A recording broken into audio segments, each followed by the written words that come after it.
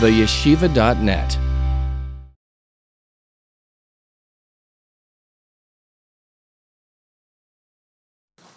Let me begin with a story the person shared with me a few weeks ago. I have a friend, he's a Rav, a rabbi, and a Chabad Shliach in Bellevue in Washington. His name is Rabbi Mordechai Farkash from Yerushalayim. And he phoned me just a few weeks ago. And he said, I want to share with you an encounter I had with somebody. He said, I met somebody here in the United States, and he shared with me a personal story. And I'm sharing it with you because I feel you lecture, you speak. It's good for you to know this story that I just heard from this person with whom it happened. This person, like myself, grew up in Jerusalem, in Yerushalayim. He went into business, and the business went down south. And he got entangled further and further with debt. And some of the collectors were not of the highest caliber. They were of a different caliber of work ethic. And the stress and the pressure and the threats became so overwhelming that I couldn't live any longer. My life became a living purgatory. The financial stress and the threats on my life overwhelmed me. The situation was so dismal, so horrific, that I felt I had no choice. But I'm going to do the inconceivable. He says, on my way to work in Jerusalem, you go over a bridge, an overpass. And towards the end of a bridge, if you take a wrong turn, there's a cliff. And I decided I'm going to go down that cliff and end my life in a few seconds. One morning, this was the day, I said goodbye to my wife. I would not tell her what was on the agenda today, but I knew this was the last goodbye. As I'm walking out to the car, she says to me,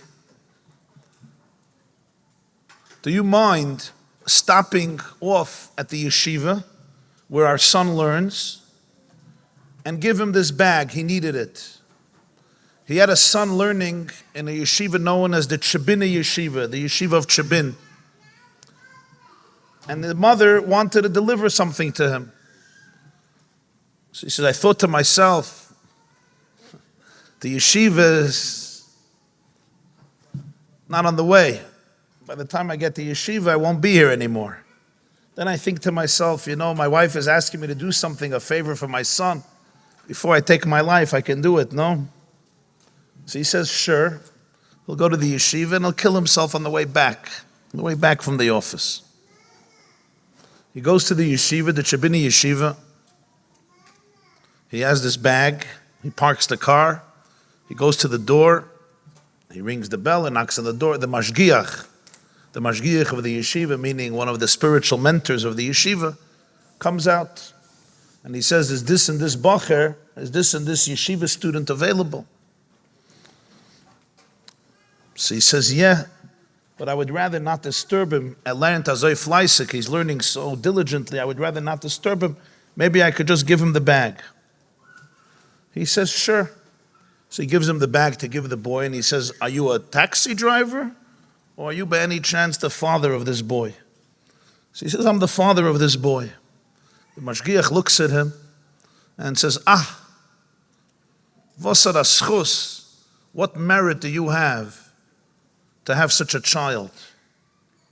What mitzvah did you do to be blessed with such a child? The whole yeshiva is worth having to have a student like a boy like yours. His mind, his heart, his soul, his love, his empathy, his passion, his avodas Hashem, his Yerushalayim, his avos Yisrael, his midas tovos, his learning. Unbelievable that this is your boy. Your wife and you must have some special schus. Anyway, you have a lot of nachas. He takes the bag, and the man walks out. He turns to the Rabbi Farkash, and he says, I'm thinking to myself, wow, I just heard who my boy is. I'm going to take my life because of financial pressure. Doesn't make sense. To have such a blessing, and I'm going to take this life and destroy it. And besides, what am I going to be doing to this boy who's becoming an orphan for no reason? And what am I going to be doing to my wife and my other children? And I regretted everything. I had to leave Israel.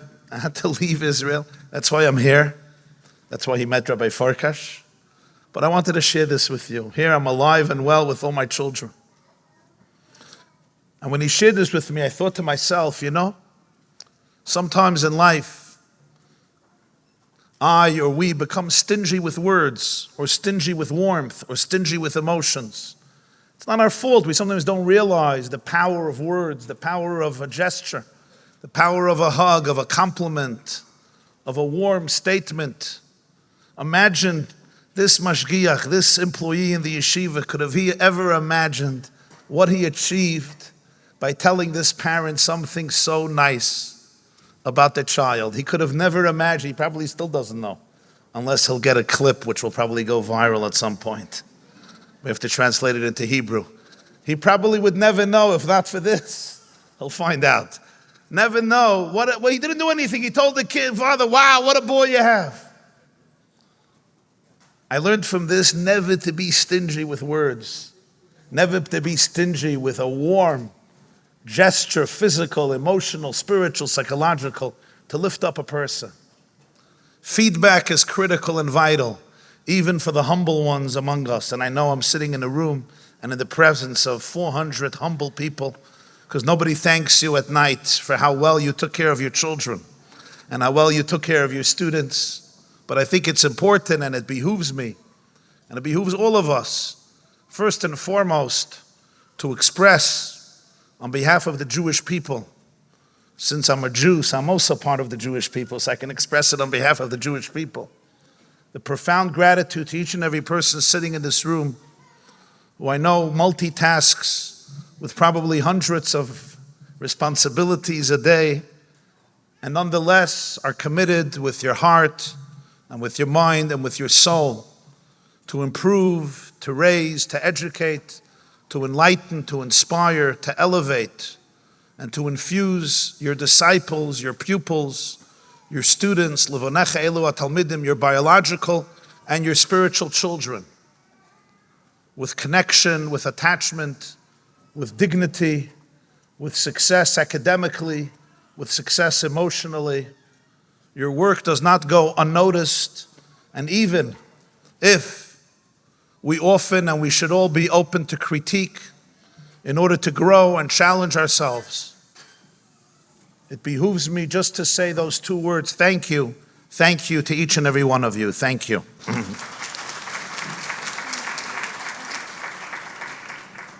What's the worst thing you can hear from a doctor that tells you he's not the right doctor for you? The answer is the doctor who tells you, everything there is to know about medicine, I know. What's the worst thing you can hear from a therapist that tells you this therapist is not for you? Everything there is to know about the brain, I know. What's the worst thing you can hear from a rabbi to tell you this rabbi is not for you? Everything there is to know about truth, about God, I know. What's the worst thing you can hear from an educator to know that the person needs to grow? Everything there is to know about education, everything there is to know about a child, everything there is to know about neuroscience and emotions, everything there is to know about a classroom, I know.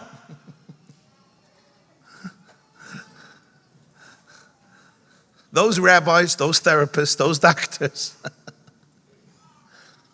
it's good to stay a little far away from, because the foundation for everything, foundation for all success, for all creativity, for all growth, is genuine humility. Genuine humility means that I realize that the horizons are infinite.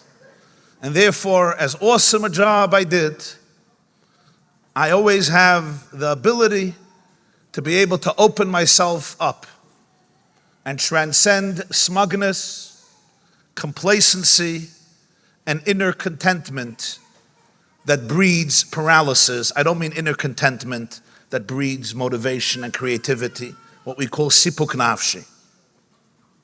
So here is a teaching from the Bolshemative.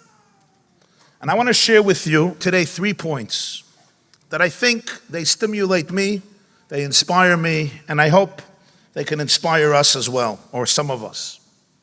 The first is a teaching of the Bolshemative. When I came across this teaching of the Bolshemative many years ago, I lost my breath for a few seconds. I was like, whoa. One of those epiphanies. It's like, that's how you do it. That's how you do it. I can't tell you that I'm going to take away your breath when I share it with you. I could just tell you my experience of it. But sometimes you hear something, it's not just a nice insight. It's like if I'm not in that place, I completely miss the point. So the Bolshemative says as follows. The Gemara in Maseches Rosh Hashanah, Tractate Rosh Hashanah, now you're going to have to tune in to me here for 35 seconds, even the ADDs, because it's just a few seconds of astronomy, but if you tune in, you'll get it. It's not complicated. I'll try to explain it clearly, but you'll appreciate what the Bolshemative is saying. The Gemara in Rosh Hashanah, I think it's page 23, Daf Chav Gimel, describes how the witnesses used to come to Bezdin, to the Jewish courts, and they would testify that they saw the new moon. And the witnesses would be cross-examined by the court.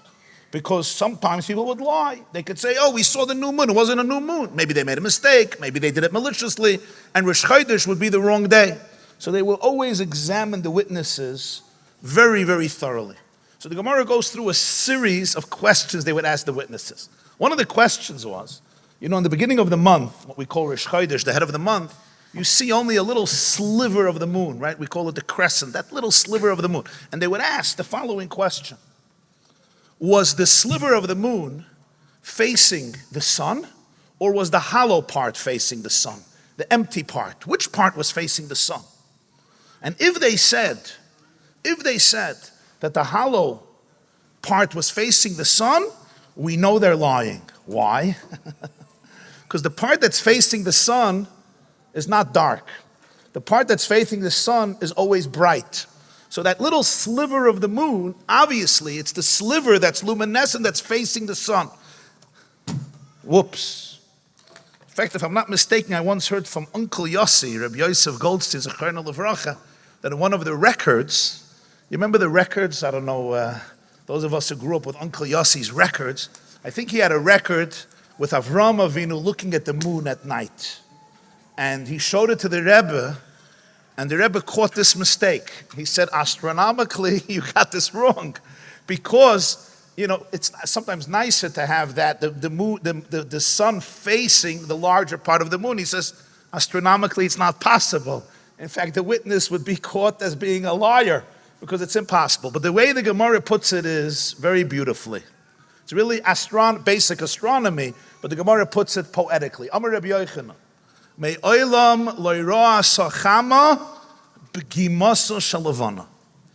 sun has never encountered the dark side of the moon, the blemished side of the moon. Why not? The answer is very simple. Because if the sun looks at it, what does it see? It sees a bright moon. Can the sun see a dark moon? It can't. Because if the sun is looking at the moon, it can't see the dark side of the moon. You know why? Because it just gave it light. The Bolshemative said that this is not just a truth in astronomy, it's a truth in life. The sun represents the teacher, the educator, the pedagogue, the one who is given the privilege to cast light on the soul of the student. Says the Bolshemative, how do I know I'm a real son? Sun as in Chama, the sun in the sky. How do I know I'm a real sun? The sun never sees the dark side of the moon. Why not? There's a dark side. This moon is dark. Most of the moon is not shining. It's an objective fact. It's an objective fact if I'm not a sun. If I'm a real source of light, it's not an objective fact. It's completely a wrong fact. If I'm the real sun and I'm coming into contact with you, with my child, with my student, my entire mental space, my entire heart, my entire focus is, how do I bring out your light? How do I allow you to reflect the light? That's what I see. When you come in contact with that sun, you're in a different place. And if the sun starts doubting itself or doubting the moon, saying this moon is such a rotten moon, this moon is a rotten tomato. The truth is, I remember this moon's mother. Yeah, we were classmates. Yeah, I always knew. I knew it. I happen to know the father too. Yeah, I even knew the bub, I remember. And my grandmother used to tell me about the grandmother before the war. Right, you know? Whenever I'm going there, those are normal places where the brain goes to. But I'm not a son. I'm not in the position of a son. I'm probably in the position where I need some validation and I'm dealing with my own stuff. If you're a chama, you never see B'gimas Halavana. There's a Jewish fellow. He's the conductor, the main conductor of the Boston Philharmonic Orchestra. He's a British Jew. His name is Benjamin Zandman. I once heard him speak, and he spoke from the perspective of music, but it was a very powerful lesson for me. He said, how do I know that I'm a successful conductor? How do I know? How do I know that I'm doing my job well? And he said, I'll tell you how I know. I turn around, you know, the conductor faces the musicians, right? Doesn't say a word, makes with his hands, jumps and sways his hands and dances. Nobody knows why, but he sweats nonstop and then takes the main bow and gets the applause because his silence is quite deafening as he carries the oomph and the zeitgeist of the symphony. And he said, I turn around and I look at the audience. If I see a fire in their eyes, I know that I'm doing my job. If I see dullness in the eyes, I know that I am a dismal failure. In his own language, lahavdil, he captured what the Bolshemative was saying. I teach a lot, and I teach many different ages of people and many different demographics. I have the privilege of sometimes in the morning teaching Satmar Hasidim, and in the evening teaching secular Jews. In the morning teaching men, and in the afternoon teaching women, from all different stripes and colors. But there's one common denominator, and that's how I know if there's an energy that is transformative. If I could look up at each student, sitting at the table, sitting in the room, sitting in the shul, sitting in the hall, and I could see that a little fire or a big fire has been ignited in their eyes.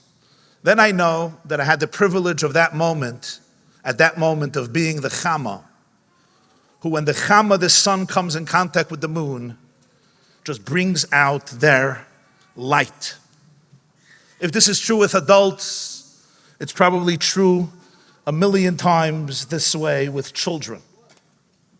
The Gemara says in Maseches Shabbos, Tractate Shabbos, page 119, Al tigui b'mashiachs, elu tinoikos shel beis Rabba. Don't touch, don't damage, don't tamper with my Mashiachs, with my anointed ones. We say it each morning in Haidu. Al tigui b'mashiachs, David HaMelech says. It means don't touch and harm my anointed ones. The Gemara says, who are these Mashiachs? And the Gemara's answer, Shabbos, page 119, is Elu tinoikos shel beis Rabba.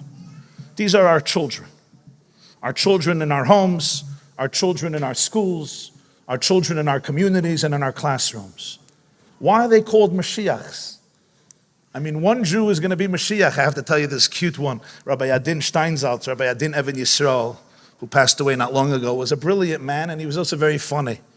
He once had a dinner in Manhattan. I was invited. So there were questions. So this woman, who seemed like to be quite a feminist, wanted to really get to him. So she says, Rabbi Steinsaltz, can Mashiach be a woman? And Rabbi Steinsaltz said, listen. We live in a generation where almost everything was taken away from the man. The last thing we men have to hold on to is that one of us is going to be Mashiach. Do us a favor, don't take this away. It's our last source of dignity and self-esteem. What is she going to say? Why are the children called my anointed ones, my Mashiachs? And I'll tell you one of the interpretations. I actually heard this from Rabbi Did. Because every single child, remember when you were a child? Every child, even when you're 2 or 3, 4, 6, 7, we dream. Some of us daydream more than others, depends on who the teacher was. But we daydream, we night dream.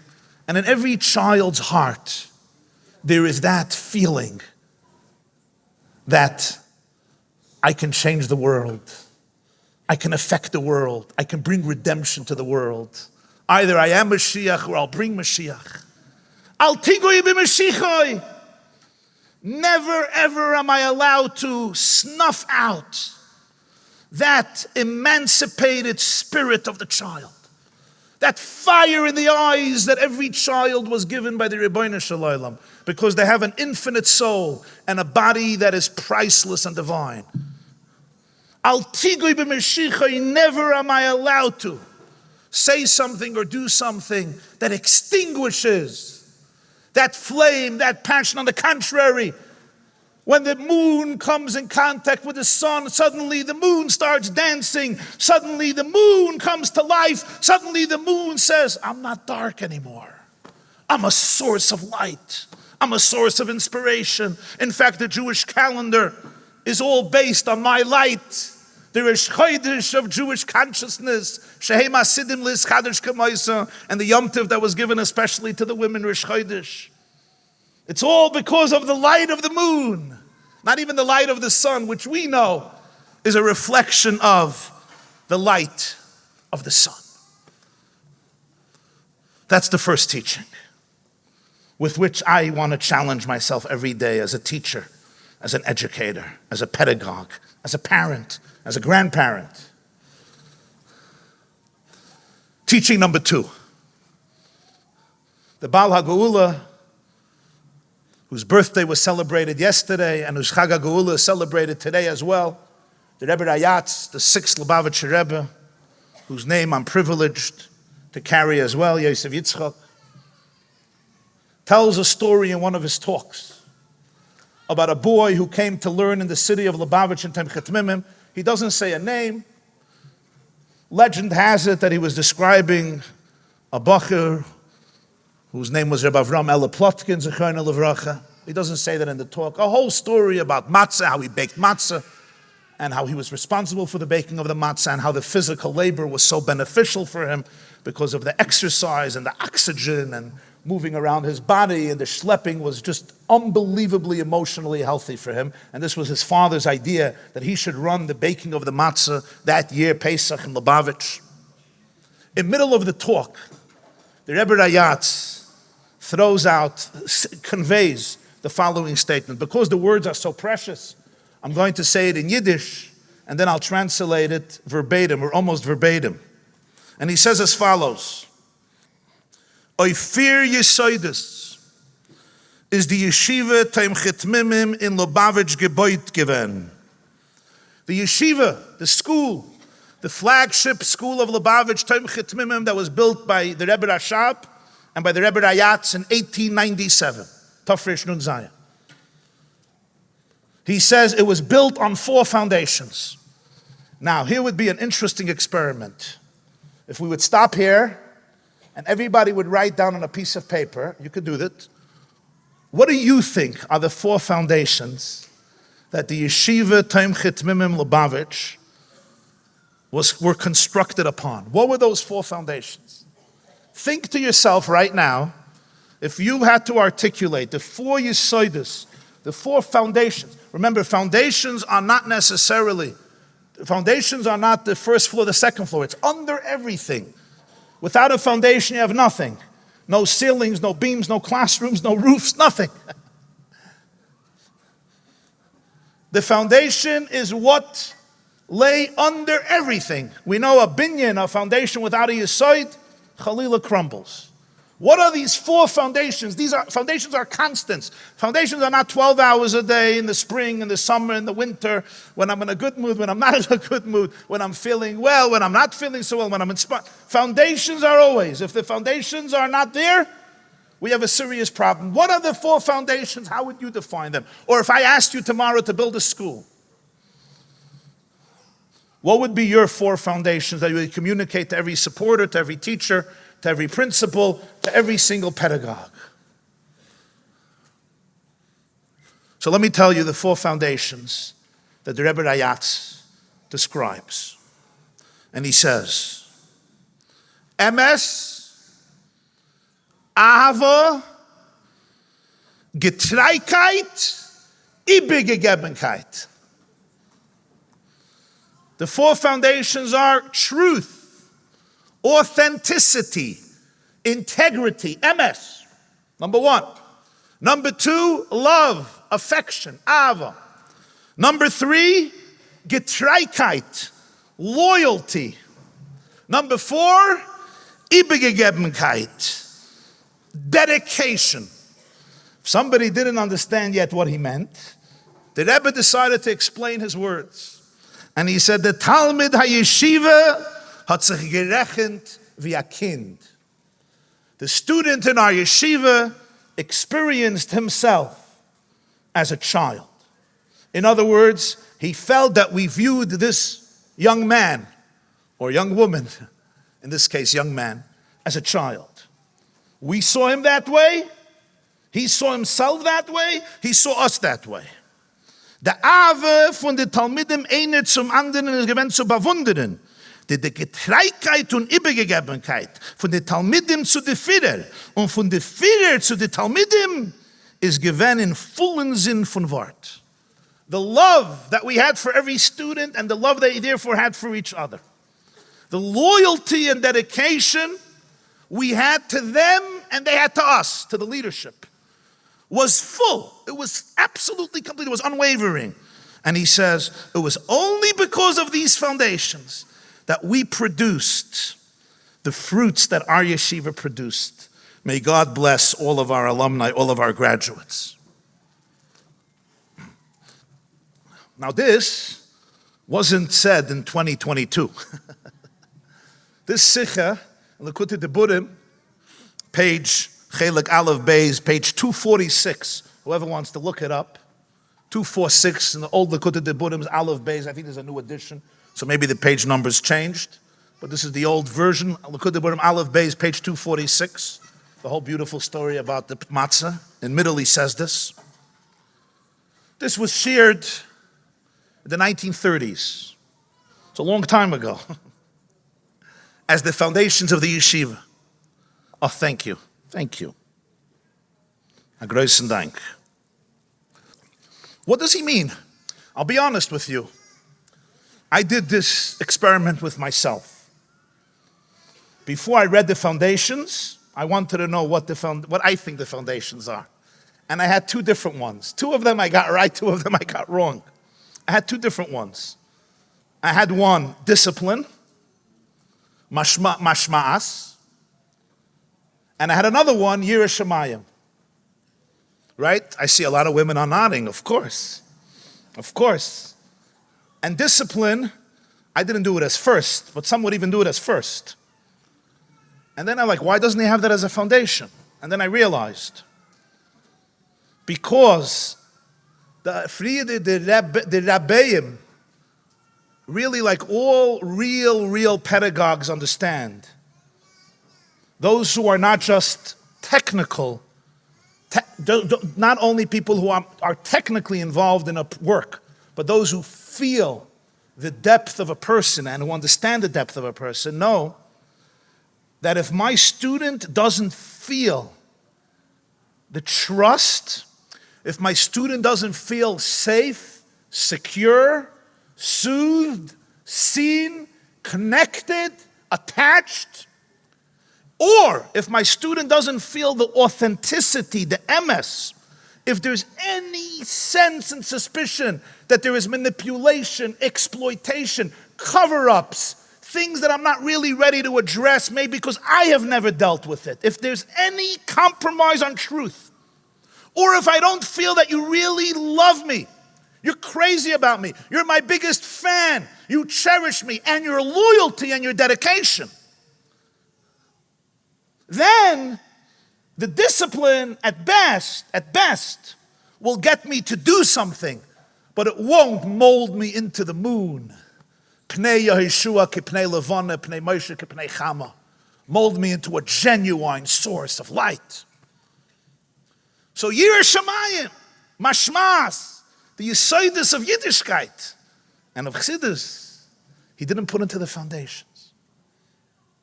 Not because they're not vital, not because they're not indispensable, but because I have to know the foundation upon which the structure will live, or the structure will completely crumble. As much as I will say, I tried so hard to convey these important principles. If my child in my house, in my family, not just in my school, doesn't feel safe, doesn't feel connected, doesn't feel attached, if they feel isolated, if they feel misunderstood, maybe I created a house that runs beautifully and on the outside it's picture perfect, but the foundation is decomposed, Khalila. Sometimes I teach, but sometimes couples come also for a piece of advice. So very often Jewish couples who come to see me or send emails, there's usually they want me to solve and deal with an argument that the husband and wife are having. I don't know if any of you ever disagree with your husbands, or your husbands ever disagree with you, I should say. But if there could be such a metzias, at least in New York we have a few cases. So they come to Rabbi YY and they say, who's right? Should we go for Pesach to his parents or her parents? Very profound existential questions. Should we go Shabbos here? Do we send our kid to this school or this school? This school is more modern, but this school is less modern, but, etc., etc., etc., etc. Now, how am I supposed to know who to side with? Besides, I'm not so stupid to side with him or with her. You don't do that. And besides, I don't know. I always say, listen, I don't know the answer. You're both intelligent adults, hopefully. You'll figure it out. I'm just going to tell you something more important, okay? Whatever you decide, maybe you're right, maybe he's right, maybe you're both right, maybe you're both wrong, 50-50. You'll figure it out.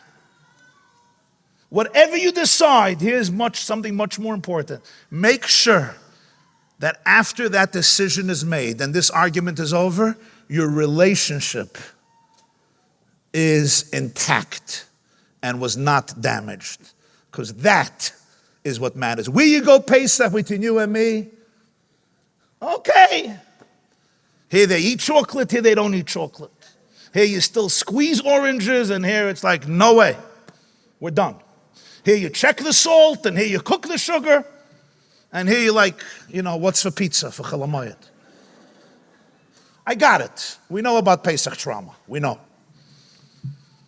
Whatever you decide, you'll have macaroons, you won't have macaroons. I'm not getting involved. What's more important is, after Pesach is going to be over. You don't want your marriage to have been affected by that. That's what people don't realize. We can get into an argument. I could convince her, she could convince me. I'll win, she'll win. You both lost if the relationship was damaged. So whatever you decide, make sure the respect, the loyalty, the dedication, the trust remains present throughout the argument and after you make a decision. Good advice? Good advice, right? Okay. I want to say this with my students, same thing. Maybe my decision to behave towards my student should be this. Maybe my decision should be the opposite decision. There's so many different approaches. One thing, much more important than the decision, much more important than what I do about the failing of the exam or the test or the final or the gemer. They still call it gemer, Rebbetzin Techtal? Okay. I remember my sister, gemer. So I just wanted to make sure, this is from the 70s. I just wanted to make sure there's not a new slang. I don't know. Whatever the decision is, you'll make a decision based on compassion and wisdom and seichel hayashar, most importantly, midas toivus. But whatever my decision towards the child is, I want to make sure that at the end of that decision, at the end of the year, at the end of the conversation, at the end of whatever the assignment, I want to make sure that this child has not lost the feeling that I love them, I'm dedicated to them, I'm loyal to them, and I am authentic with them. And all of these qualities are 1,000% in full and zin from the Vart. Because if that's missing, maybe I'll get them to do the test, whatever it is. But I just pulled out the foundation from the Yesodus of Chinuch. Which brings me to the last point, our third point. The third point is what we're seeing now more and more and more in the moments before Mashiach's coming is, the Bolshemative said this around 19,000 times. The Rebbe said it around 19 million times. But what we're seeing vividly, and even in the secular sciences and in neuroscience, what we're seeing that's literally open before our eyes is that there's no such a thing as a bad child. It doesn't exist. It simply doesn't exist. You say, what do you mean? Yetzer hara. It says that every person has a Yetzer hara. Every person has a Yetzer hara. That's true. And the question is, what's the definition of the Yetzer hara? The definition of the Yetzer hara, what we're seeing now is, there's a brokenness inside of me. There's something that's lonely, that's isolated, that's broken inside of me. And as a result of that, I am driven towards behaviors or the lack of behaviors that may not be the most productive and beneficial and meaningful from my true, innate, internal divine self. If that's the definition of my Yetzer hara, what's the worst thing I can do to help somebody get out of it? To break them more. To make them more isolated. What's the best thing I can do to help them? To make them feel their own wholeness. This requires for me work, not with my children, but with myself. The deepest work of chinuch today is not to work with my children, to work with me. You say, oh, no. Chinuch is about the children. Of course, if it's going to be about the children, I have to work out what is happening inside of myself. I'm a teacher. I'm an educator. At least I try to be. The most important quality in my work is self-awareness. The Mittler Rebbe stopped Yechidus one day. Why? Because somebody came to him and shared with him a heinous sin that he did. And the Mittler Rebbe could not find it within himself. So he said, this means I lack self-awareness. I'm not going to be graphic and describe to you the depravity of what this person did. Something that even the most morally depraved will have a hard time understanding. And he comes to the Mittler Rebbe, he wants to do tshuva. And the Mittler Rebbe says, I have to stop because if he came to me, it means I can help him. I can only help him if I find something inside of me that is similar to this, at least on some level. And I can't. That means I lack self-awareness. I can't help him. Wow. You know that he fasted for 3 days until he found this issue inside of himself. And then he went out. What does this mean? It's a mind-boggling story, but it is so authentic and so real. What it means is that if I am not fully aware of what's happening inside my soul when my daughter or my student speaks the way she does, or comes dressed the way she does, or responds the way she does, or talks in the classroom the way she does, or her whole Weltanschauung, whatever that is, whatever is happening, first and foremost, for me to be able to be here for this person, I first have to be able to be here for myself, because if not, what's going to happen is I will try to fill my own pain and assuage my own anger and camouflage it by saying I'm doing what's best for the child. Self-awareness means I can really be aware of what just happened in my heart and in my brain when I saw this. Yes, I may have went crazy. Yes, I may be simmering with anger. Yes, I may want to run away to New Zealand for a few months. Yes, a lot of self-doubt. And yes, I can watch myself blaming. And once I could see that, I can now choose to ask not what this student can do for me, but what I can do for this student from a place of deep empowerment. When Moshe Rabbeinu was attacked by Korach, the pasuk says 3 times, Vayishma Moshe, Vayipoil al panav. He fell on his face. No other story does he collapse 3 times. Why? Nobody knows. It's very unclear. 3 times him and then twice with Aaron. Why are they all falling on their face? If somebody comes and attacks me, I don't want to fall on my face. I want to answer them. Or call 911, whatever. What are you collapsing on your face for? And there's an unbelievable interpretation in Chassidus. Moshe Rabbeinu said to himself, I'm their leader. If there's something so rebellious about them, it means I did not communicate to this person in a way that their brokenness can hear it. So Moshe said, I have to go down to a lower level. Vayishma Moshe vayipol al panav. I have to descend to a lower space in order to be able to touch your heart, your mind, your soul. Here you hear a response without an ounce of insecurity, without an ounce of fear, without an ounce of which is completely my own timidity, which is fine. I'm normal, I'm human, I am scared. I have self-doubt, I'm insecure. I have my traumas, Gesundheit. But can I be aware of it? And then say, and now, how can I touch this person? What do they really need? How am I going to be a son that will show the moon that it's not dark, it's bright?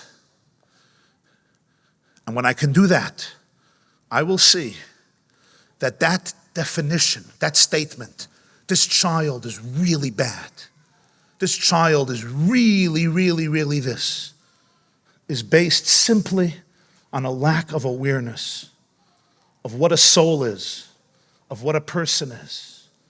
Whatever the decision that has to be made, has to be made. But that decision must come from a place of completely tuning in to your soul, to your heart, to your space. It's a thrilling and exciting challenge, but it requires a lot of humility, and it requires constantly avodah atzmis, internal work. So that each and every one of us, as we step into our home and as we step into our classroom and we take a look at each one of those girls sitting in those classrooms, they could see themselves as moons facing the sun. Thank you very much.